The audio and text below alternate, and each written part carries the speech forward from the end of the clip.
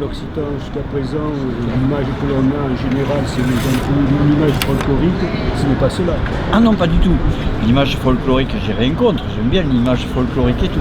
Moi je parle très souvent, quand je parle de la régionalisation, de la région et tout, je parle très souvent au niveau économique en premier, et après il y a la redistribution.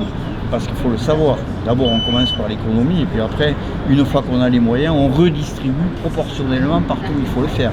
Et redistribuer dans notre région, pas principalement envoyer une très grande partie de nos revenus sur une capitale, où toutes les grandes sociétés du pays ont toujours leur siège à la capitale, sauf ici, où la société qui est quand même maître du développement sur Toulouse et sa région, Airbus, a son siège à Toulouse. C'est quand même quelque chose de très très important. C'est un exemple.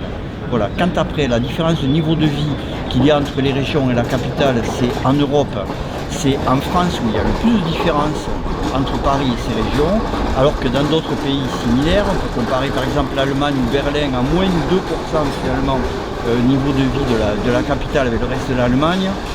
Donc en Italie, il y a je crois 13% et puis il y a 7 ou 8% en Espagne. Donc comparé aux pays avec qui on peut être comparable au niveau économique, au niveau de la densité de la population et tout, on s'aperçoit qu'ici nous sommes dans un pays totalement centralisé et à partir de là, les régions subissent à tous les niveaux. Voilà. D'un point de vue culturel également, puisque la France n'a toujours pas ratifié la charte des langues régionales.